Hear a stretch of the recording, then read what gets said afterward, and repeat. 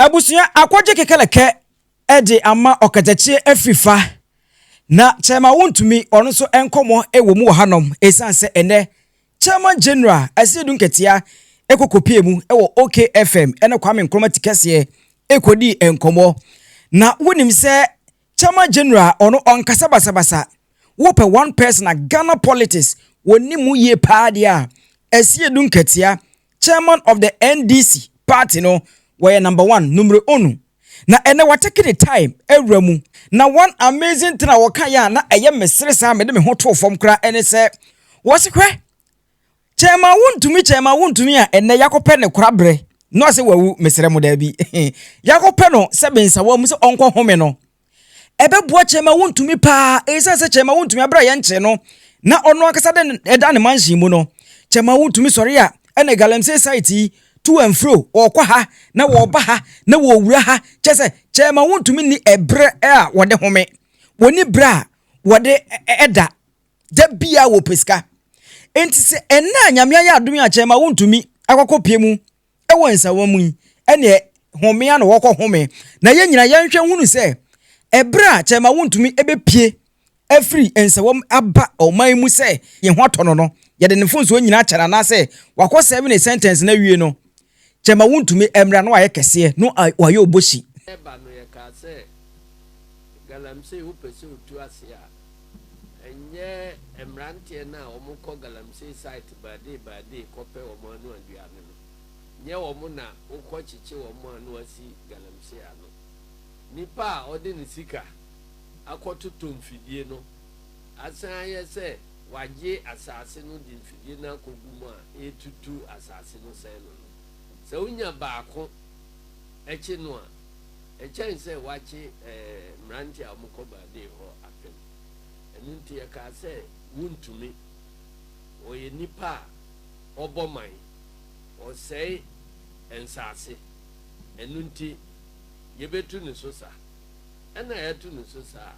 sese yede na akotwiri ba bi boko a ohome enunti no eye chama na prison home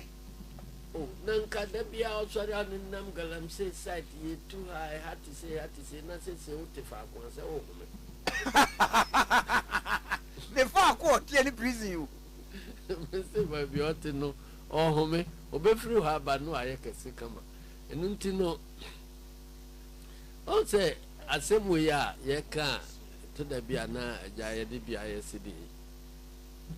aye chama Wontumi so biti Ghana ha obetimi ahwe nyame ani pa ka se Wontumi nye galamsey anasa ni pa no nye ni papa ntimeti se na nakufu ado ka se chama Wontumi ani akontaman wo mo nye galamsey wo mo mfomso bia ni wo mo ho no eye me ya papa because ono na baimu ena court agia tumu se chama Wontumi oye galamsey na wa oye mampani a obetimi ache no waja no ama awafa ne ho adia ma aban foforo aba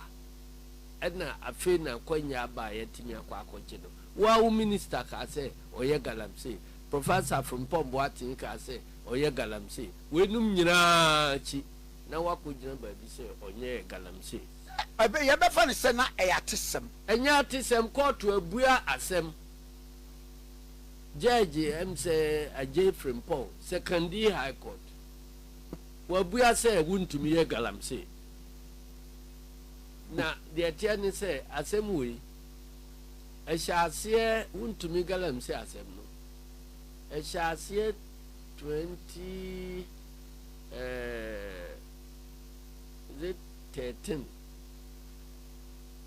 wabra na NDC ewa aban mu no on say ye ne ehyaase 2 galamsey esosa sabre na obeka say President Mahama ekoka say chebi ya adane galamsey capital amanfo 2 ya nugu ne so pa no 2013 enti interministerial committee be against galamsey enna wo mo ati tax force wa ye clamp down on galamsey na eye MC for Asankrangwa Satam no your friend no Victor Mesu ono eno call Tano Numri Forest no and I'm twitwa videos ni ade nyina be kire say obi akotia si Tano Numri Forest no mu a o to galamsey say forest reserve ede pollution egu Tano nsuo num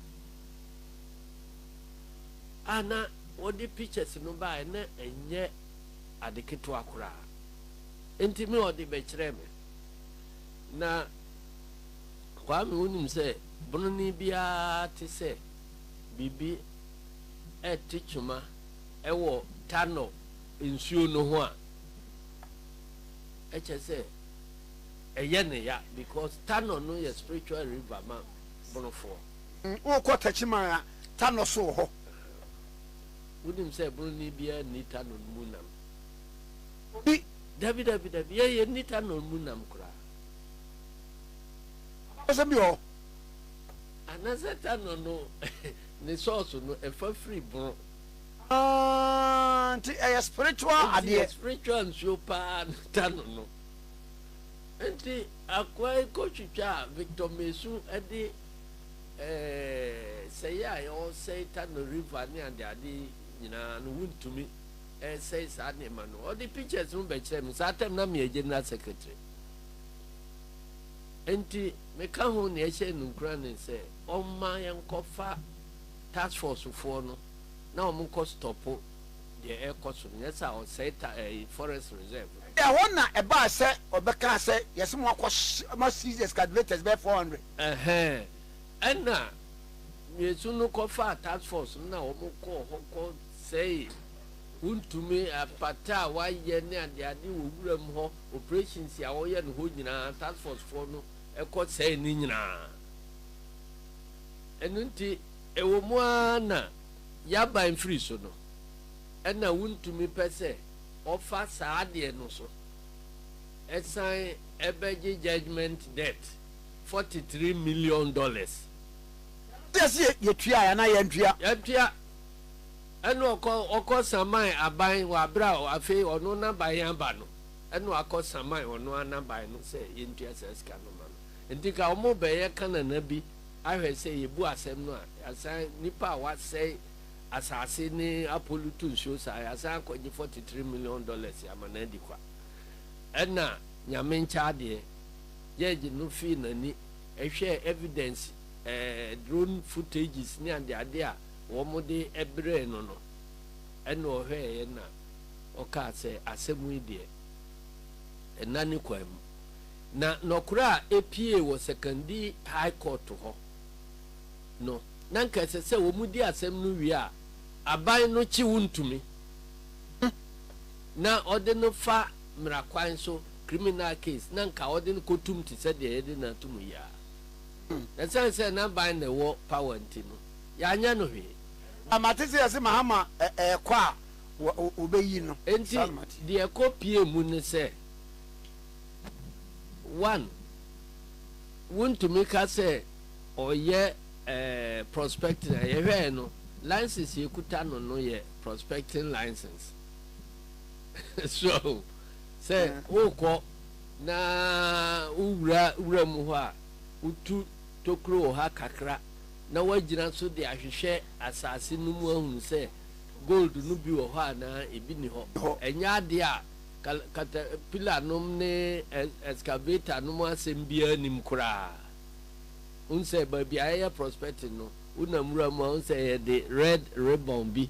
na ye de pole be 9 abbo ho bibi kitikiti bi enuru table so kra ne atu ho ne akohwe asase no mu se eden ne wo ho eno la ho license ene edi ma Wontumi ena ne nsaka license no a ena okofa excavators bulldozers and the ade etkoti see forest reserve enu dwiri sa forest reserve no to agu oye mining no so a na eho efinu na wa piagu Tano river no sabra no kra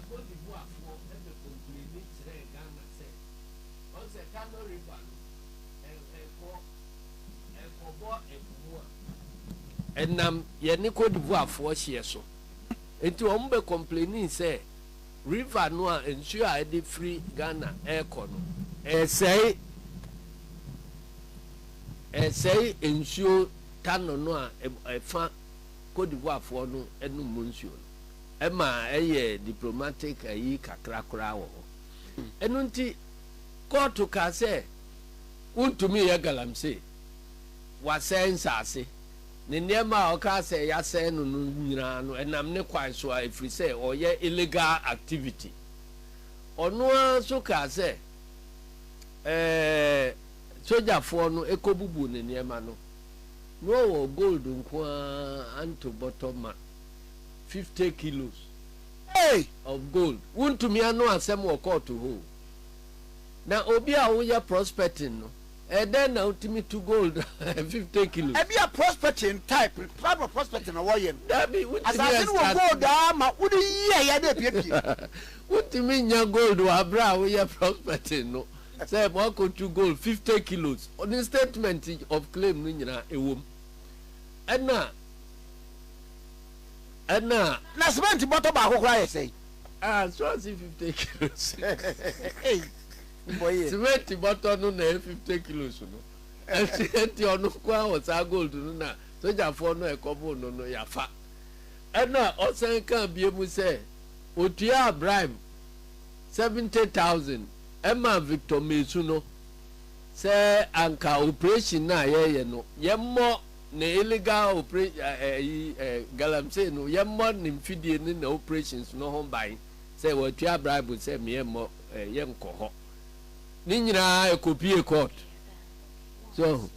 enti judge no abu asem no je justice Ajefrem Paul no bu asem no gu Wontumi so say wasem nye de asem a ode ba ha nyina ebia ni ho a enim ya ma license say fire prospecting udi to galamse o pollute river o say forest reserve o yese na essence say na eye civil case ntino judge no ntimi enchi Wontumi nkotumu ana omfa asotwe bia ama no enu ntinka court atimi abia awaya ni se nipa no ye galamse no nanka esese aban a oti akonwa so me achi Wontumi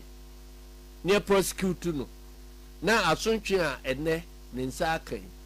nanka ye de ama no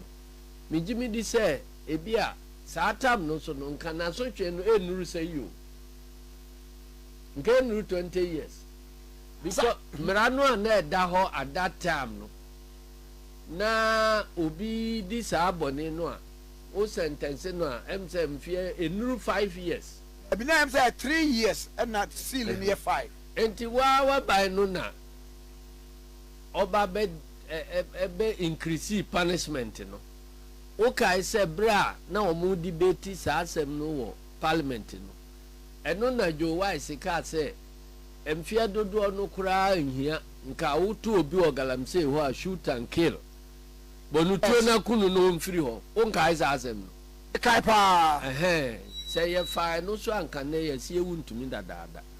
na Okatatkyie Afrifa de se de nim se aja enkomo ne edie ena ode Okatatkyie Afrifa de baaye ena ose we Okatatkyie Afrifa no eye azan bi na man no wo ye se aposifo de etu abena bobɔ no ene ade wose da bi woni de wonhu ni sa kra ne nsem a kyese Okatatkyie Afrifa kwa grant interview kan nyina no wose onu won se da hu be no kra bi sha se da wom abusua yanko na de nya botere enkotie ensem a Chama General Asiedu Nketia kan ye wo decide da wo mo ebeli no se nipa suso ni mu a kyese ne honam fa kura ajojo na ne na ba kono kura na ntimi tu oni na ntimi nsi fam kura won obi a stroke ache no ama ne body no e fa ajojo na awotwe ama no oti aso da mu sa itumi ade nyina yo so enu nso yehu na nsa mi hu se Okatatkyie Afrifa tamo anasemu isi ya kitikiti no ba nyina nyame ne mandaroma ye nyina yehu no wo TV so ne ade bra ye fa no okotena ka no mu ɛno nso no yɛhu sɛ ɔno ara ne nante yɛyɛ kuta no ɔkɔtena kaa mu ɔwɔ evu ne adeade nyinaa no biribiara nyɛ no adeɛ kyeɛ na sɛ yɛde no ɛɛkɔ sɛ lo sɛ hefɔn afei yi no a biribi na ɛwɔ ne kɔn ho baree sɛ aketekire ɛna yɛkurakura ne mu a ɔntumi nante ɔno nso atoanse no a na mebisa sɛ polisifoɔ no ɛna kɔboo no sɛɛle hɔ buu ne kɔn mu anaasɛ ɛdeɛ bɛ na ɛyɛ no wɔabrɛ a wɔmokye no yɛ nyinaa yɛhu yɛ sɛ ntɔkwa no na buu ne kɔn mu a sɛ nka wɔtena kaa mu sɛ nka ɛhu yɛ na sɛ meme yɛgyaagye a wonim deɛ nka mɛyɛ bɛyɛ dɛn ka wobɛgyina m'anim na wokɔ labo kɔn mu a mɛsɛ momfa no nkɔ dɔkta na ma pointi dɔkta hɔ a yɛnkɔyɛ wo ho wo bɔde no ho nhwehwɛmu na yɛmfa nkɔmpɛ dɔkta koraa a ɔdii ka issue krakrataa ma wo sɛ woyare no yɛhwɛ na sɛ ɛbɔ abire a dɔkta no wɔ ne practice hɔ a na mama yɛ akɔkye na aba no abɛgyina daka mu supini no yes ɔbɛba abɛgyina daka mu sɛdeɛ ɛbɛyɛ a next time obi di bɔne na ɔba sɛ san krataa hunu bi ama me a wo san a wobɛdwene ho ahunu sɛ saa deɛ wei meyɛ a me ankasa koraa mɛtumi de me ho akɔto ase mu ɛnɛ yi wɔn a asisi adan wɔ ramsa site ne baabi a ɛnyɛ ne adeade nyinaa yɛbubu yi anka me bu a na masan kɔhwɛ nipa no so ɔwɔ permit a assembly baabi bia a yɛsan saa permit no krakye no ɔwɔ hɔ no ɔbɛba abɛgyina daka mu wanyɛ no saa ɛntwa because obi akɔma obi bibi kakra bi a no wasan permit onim sɛ ade no nyɛ papa no wasan ama no enti woyɛ saa na baabi a demolition bɛba biara wadi akyire akɔhwɛ krataa biara obi akuta biara no krakye ni a ɔsan saa krataa no akɔ pension koraa mo nkɔfa no mmra mɛgyina daka mu na woyɛ no saa wie a next time obi ba sɛ mame permit wɔ baabi a ɛnyɛ ne kwan so sɛ ɛma no permit a ɔsan krataa no ɔbɛdwene ho okay enti ɛno ɛyɛ ensɛm a chairman general ɛde to dwa wɔ abra okopie mu ɛne Kwame Nkrumah ekodi enkomo no Kwame Nkrumah wafrim we Kwame Nkrumah tikesie ha enti abra okopie mu okay FM no ɛna san komo no etimi eto dwa how do you make out of ensɛm a worker concern Okatatkyie Afrifa ensɛm a worker ɛfa chairman Wontumi ɔbɛba no ayɛ kɛse ɔbɛba no ayɛ oboshi ensɛm ne na worker ɛde afa ho afei Okatatkyie Afrifa edi to abena ɛbu bɔ no a say still say car seat or say motor seat ɛhyɛ ne kɔn no ɛno nso uhu ni say fa adwenkyerɛ no ɛto comment section ha ɛyɛ GH report yɛbɛsrɛ oba so a na one like video no unya follow yɛ ya no follow yɛ na yɛ de ensɛm no de akɔgye kekaleka ni nyina no ɛtumi ɛde abrɛ